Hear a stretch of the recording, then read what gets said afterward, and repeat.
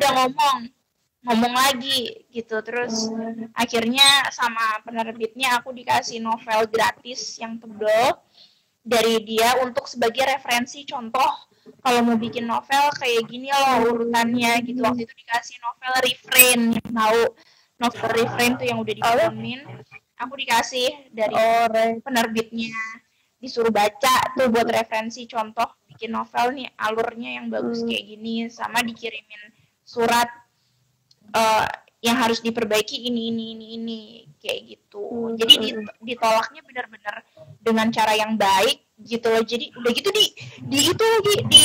dikasih buku gratis, orang bayar itu.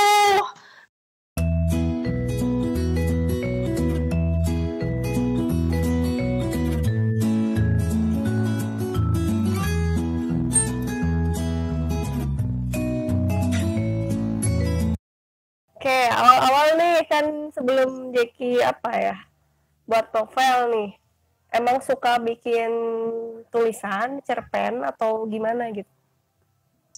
TK sih ya, waktu itu masih TK. Iya. Senang ya UPP ya, nulis gitu kan. Raibs gitu. Tapi nggak langsung menjadi tulisan yang utuh setiap dulu aku punya pengasuh.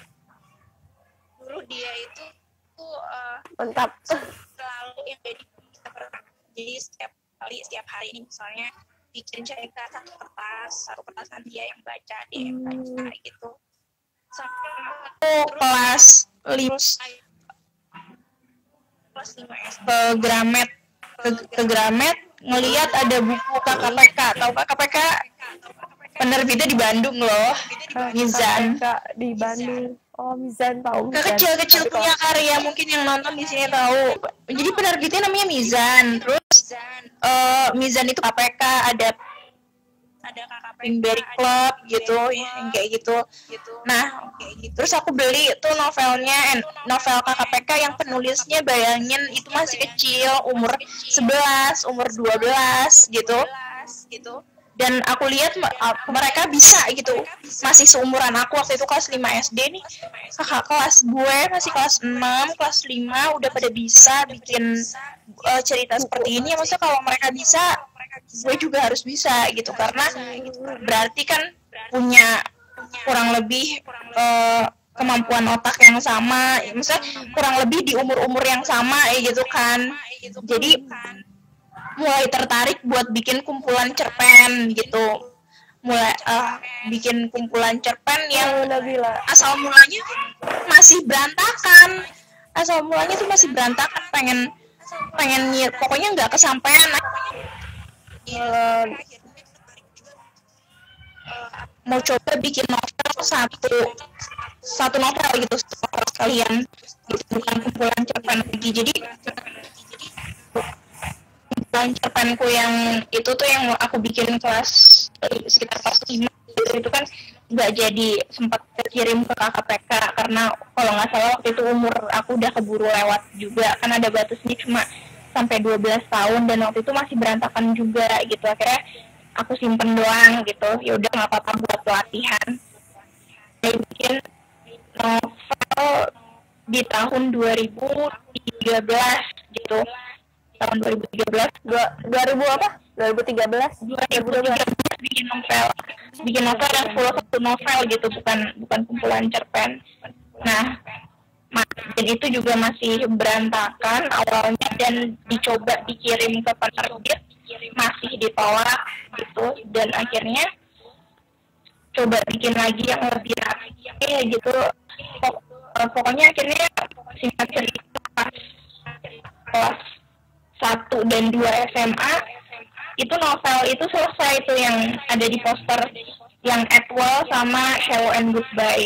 Itu sebetulnya aku tulis pas SMA, tapi baru terbit kalau yang Atwell 2017, kalau yang Hello and Goodbye baru terbit 2018 kayak gitu. Jadi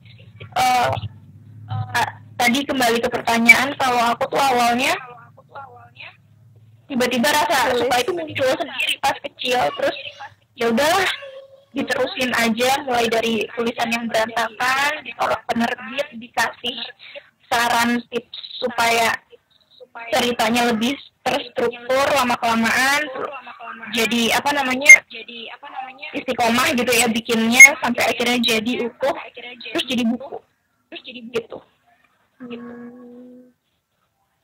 Oke. Boleh ini nggak? Boleh apa ya? Semacam dijelaskan secara apa ya? Singkat gitu atau sinopsisnya buku Edwal sama buku Hello and Goodbye itu? Kalau yang Edwal tentang apa sih? Padahal Edwal kan juga ditulisnya waktu itu pas masih SMA, cuma aku bikin tentang kehidupan perkuliahan gitu, tapi tidak terlalu bahas kuliahnya, tapi maksudnya intinya orang yang merantau kuliah gitu di tempat perantauan ini dan menemukan cintanya di sana gitu, di tempat rantaunya dia gitu. Itu kalau Edwal. Tapi kalau Hello and Goodbye itu lebih ke cerita SMA kayak gitu, ke cerita SMA. Cerita SMA tuh apa nih, tentang apakah romantis atau apa gitu, atau tentang apa nih, sahabatan, friendship sih, campur romantis sama tapi ada persahabatan juga, lebih ke friendship gitu ya. Oke, jadi tadi Edwal itu diterbitkan tahun berapa? SMA kelas berapa sih? Waktu SMA kelas berapa? Kalau Edwal dibikin 2015 masih SMA, tapi terbit 2017. Oh, jadi dibuatnya 2015 tapi baru terbitnya itu 2015 dibuatnya, 2017 terbitnya gitu ya. Iya. Kalau Hello and Goodbye sebetulnya jadinya lebih dulu, tahun 2015 juga, tapi lebih duluan, tapi diterbitinnya belakangan tahun 2018 terbitnya gitu ya. Iya, aku naik. Kalau Helga kan menulis itu gampangnya dari cerita asli gitu ya, atau pengalaman. Sementara kan kalau fiksi itu dia mengarang gitu ya, membuat alur cerita, membuat apa ya, klimaks, konflik gitu ya. Itu gimana sih awalnya? Apa emang udah itu emang bener-bener apa ya, dua novel itu bener-bener karangan Jackie, atau emang terinspirasi dari kisah nyata mungkin Jackie atau teman-teman Jackie gitu, atau bener-bener novel itu emang bener-bener karangan gitu? Itu novel aku dua-duanya fiksi sebetulnya, karangan, tapi kalau dibilang ada nggak terinspirasi, ada gitu. Jadi tapi terinspirasinya tuh kayak cuma sedikit gitu loh. Misalnya gini loh, misalnya yang Hello and Goodbye gitu, ini bocoran sedikit. Pada saat itu aku sedang mengagumi seseorang gitu, terus kebetulan seseorang ini misalnya ya menjabat sebagai ketua OSIS pada saat itu. Terus aku terinspirasi pengen bikin cerita yang berkaitan dengan kisah fall in love-nya ketua OSIS di tengah sibuk-sibuknya dia sebagai ketua OSIS, sebagai mahasiswa. Tapi dia juga fitrahnya sebagai manusia nggak bisa dihilangin. Dia tetap ada fall in love ke orang lain gitu. Jadi aslinya tapi sedikit, bukan ceritain dia, tapi terus akhirnya berlatih terus sempat ditolak tuh kenapa tuh? Apakah ceritanya kurang apa gitu? Boleh di share? Halo Fadlu. Oh iya, Riza. Waktu itu jadi aku ditolaknya secara baik-baik kok. Waktu itu ditolaknya secara baik-baik. Jadi ditelepon sama pihak penerbitnya, sebut saja Gagas Media. Aku ditelepon, diceritain, ya kurang lebih intinya yang bisa aku ambil, maksudnya beliau adalah mungkin dialognya terlalu bertele-tele, terus ya apa, makanya nih teman-teman yang mau bikin novel dialognya jangan bertele-tele ya gitu. Terus Bertele-tele itu contohnya gimana sih? Ya gimana ya, maksudnya mungkin ada pengulangan yang secara berlebihan yang kamu udah ngomong lagi gitu, terus akhirnya sama penerbitnya aku dikasih novel gratis yang tebel dari dia untuk sebagai referensi contoh kalau mau bikin novel kayak gini loh urutannya gitu. Waktu itu dikasih novel Refrain, yang tahu novel Refrain tuh yang udah difilmin, aku dikasih dari penerbitnya, disuruh baca tuh buat referensi contoh bikin novel nih, alurnya yang bagus kayak gini, sama dikirimin surat yang harus diperbaiki ini kayak gitu. Jadi ditolaknya benar-benar dengan cara yang baik gitu loh. Jadi udah gitu dikasih buku gratis, orang bayar itu. Mantap. Jadi kita langsung mengirimkan naskahnya gitu ke penerbitnya atau gimana sih? Ya boleh diceritain awalnya sebelum ditolak seperti itu. Lewat email kah atau lewat langsung ke tempatnya gitu atau gimana? Tadi kan itu tentang apa, kenapa ditolak gitu ya, ada dialog yang bertele-tele dan sebagiannya dituliskan apa yang kurang-kurang nih, yang salah-salahnya ini gitu ya, terus ini dikasih contoh yang bener ya gitu ya, yang dikasih oleh penerbit. Dikasih novel terbitan Gagas Media yang terbukti sukses. Jadi diceritakan gitu prosesnya gimana awalnya buat ke penerbit gitu. Ya udah, ini aku ceritain dari pas proses nulisnya dulu ya. Boleh. Iya, jadi ini udah masuk ke inti ya. Jadi bersyukurlah kalian yang sudah masuk ke live ini dari tadi. Jadi ini udah mulai masuk ke cara kepenulisannya yang paling ditanya. Baik, oke. Catat. biasa aja nanti bisa cari tahu dari ada yang lebih terkenal kok. Nih jadi ide itu jangan pernah disepelein. Yang pertama cari inspirasi, terus kemudian ada ide, yang kedua ada ide itu langsung dicatat dimanapun. Maksudnya usahain kalau yang bener-bener niat mau jadi penulis, kemana-mana bawa catatan buku kecil. Itu aku melakukan itu, buku kecil dibawa. Saya kalau tiba-tiba ada ide, maaf dipotong, iya kak, aku direkam sama Kak Helga. Iya, jadi putus nih koneksi. Tulis di buku gitu kan, ditulis di buku dulu. Nanti sampai rumah baru pindahin ke Microsoft gitu. Ya mau ke Microsoft, mau ke Wattpad segala macem gitu. Jadi supaya nggak lupa ide yang tadi tengah jalan itu ada, catat dulu. Nah kemudian kamu tentuin tuh emang plot tema, terus plotnya mau kayak gimana secara garis besarnya, konfliknya awal mau kayak gimana, konflik, terus terakhir endingnya mau seperti apa, itu garis besarnya dibikin dulu gitu. Terus kalau tiba-tiba aku berubah pikiran gimana, it's okay, tulis lagi, buat lagi gitu. Ini kan maksudnya untuk gambaran di awal biar nggak hilang. Tiba-tiba mau ada perubahan sedikit, it's okay, tapi kamu punya simpenan yang kamu rencanain di awal gitu. Mulai ditulis dari awal, terus tengah seperti apa hingga akhir, baru revisi terakhir gitu. Jadi jangan kemaruk juga, maksudnya jangan muluk-muluk buru-buru biar jadi buku. No, jangan seperti itu gitu. Revisi dulu aja gitu. Nggak bakal ada yang nungguin sih sebenarnya, bukan gak ada yang nungguin, astagfirullah. Cuma maksudnya gini loh, kalau misalnya kamu nggak mau dikejar-kejar gitu kan, ya jangan diworo-woro dulu, gue mau bikin buku loh gitu, ya nggak usah kayak gitu.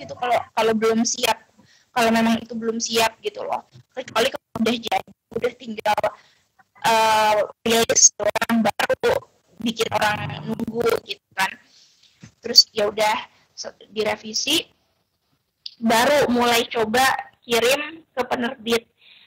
Penerbit itu ada yang biasanya aku sih waktu itu lewat email ya, bisa lewat email, bisa lewat email fisik langsung gitu loh.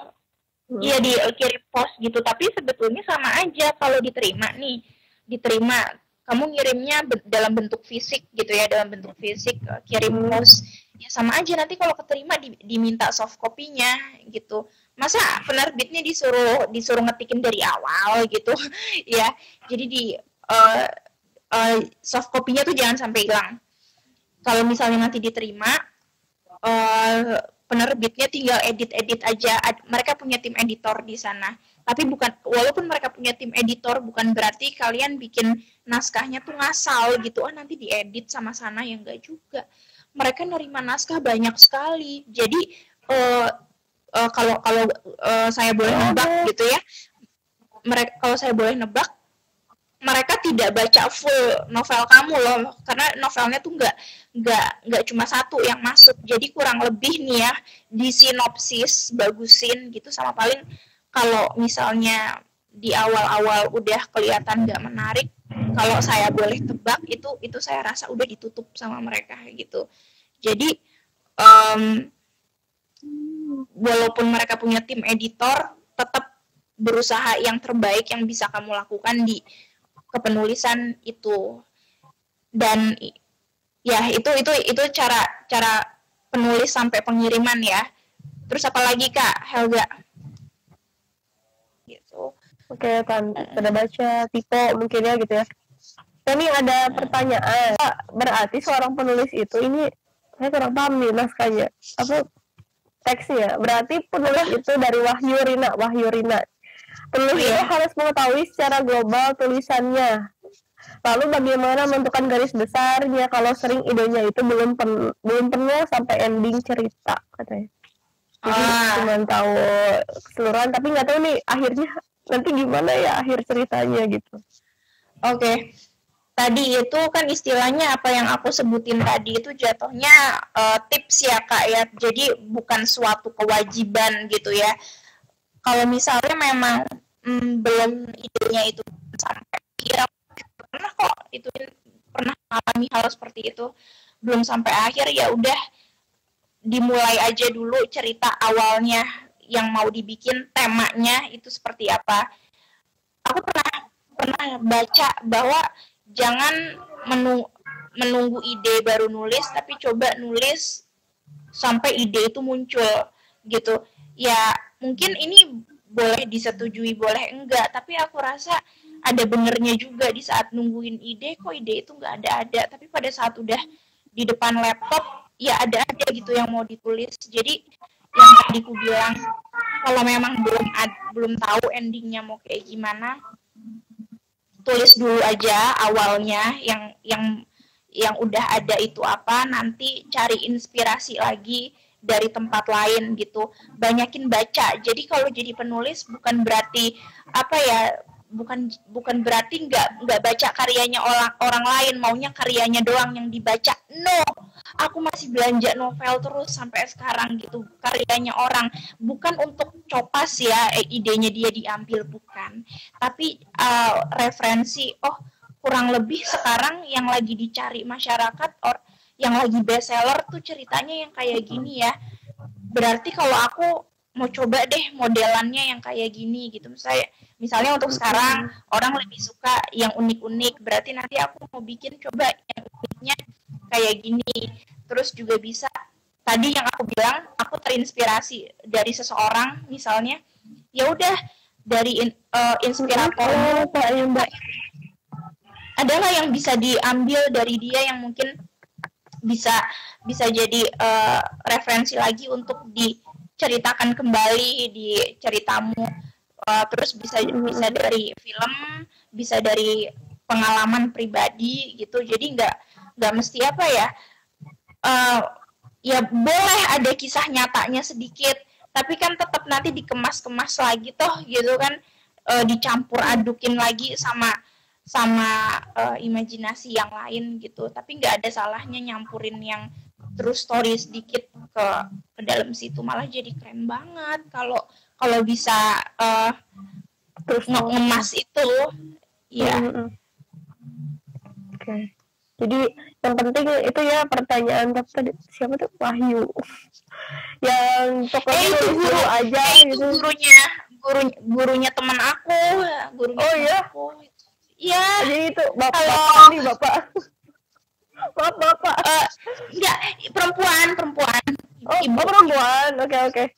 Nah kayak gitu. Jadi kalau lama nungguin ide, yang penting nulis dulu. Tapi kalau nulisnya hilang idenya, nggak punya ide, banyak baca gitu ya. Harus banyak baca gitu. Ini sejauh ini Jackie penulis inspiratornya siapa sih, kalau boleh tahu gitu ya? Minta di halo itu kakak gue, serius, kakak kandung. Halo Miss Tia. Oh halo Miss Tia, kakaknya Jackie. Iya. Jadi tadi ya tuh kan jadi lupa mau nanya apa. Ya penulis favorit. Penulis favorit siapa? Oh ya, kalau yang orang Indonesia, Onizuka. Ada yang tahu?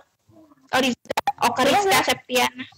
Orizuka, boleh dicari di Google. Orizuka, baca bukunya Orizuka buat preferensi kalian. Wah, keren. Selain itu apakah Aji Dharma? Senogumi Aji Dharma. Tahu apa? Gimana? Senogumi Aji Dharma. Apa? Senogumi Aji Dharma. Penulis tiga tadi. Boleh punya mereka buat preferensi ya. Apalagi? Ada pertanyaan lagi katanya nih dari Haidir23. Berarti menulis itu harus mengikuti tren atau boleh idealis katanya? Idealis, what do you mean? Idealis tuh apa ya? Idealis tuh sesuai yang diinginkan. Aku mah udah sukanya tentang novel jadul, jadi mau jadul aja, nggak mau kayak sekarang, mungkin kayak gitu. Ini adalah pertanyaan tersulit loh, jadi sebetulnya 50-50 sih. Aku juga seandainya nulis yang lebih senior daripada aku ada di sini, aku juga rasanya mau nanya itu gitu. Jadi gini loh, serba salah gitu sebetulnya. Pasti kalau kita nanya orang gitu kan, oh kamu harus tetap jadi dirimu sendiri, jangan demi orang lain kamu berubah gitu kan. Yang lagi sering tuh sekarang be yourself gitu kan. Tapi bagaimana kalau Anda terjunnya ke dunia hiburan misalnya, entah itu penyanyi, penulis yang kaitannya sama selera orang, ya pilih ya gimana ya, pada dasarnya hidup itu pilihan sih.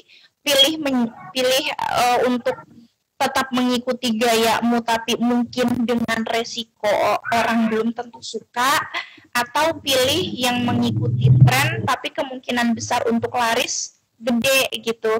Kayak penyanyi aja sih sebetulnya.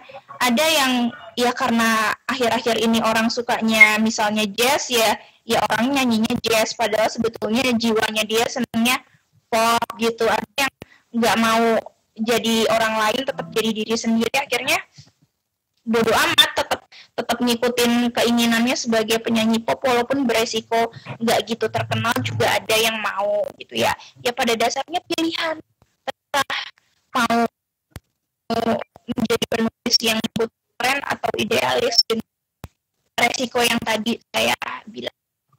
Kebetulan bisa menjadi diri sendiri terus. Oke teman-teman, segitu videonya. Terima kasih. Jangan lupa like, comment, dan subscribe. Sampai jumpa di video selanjutnya. Dadah!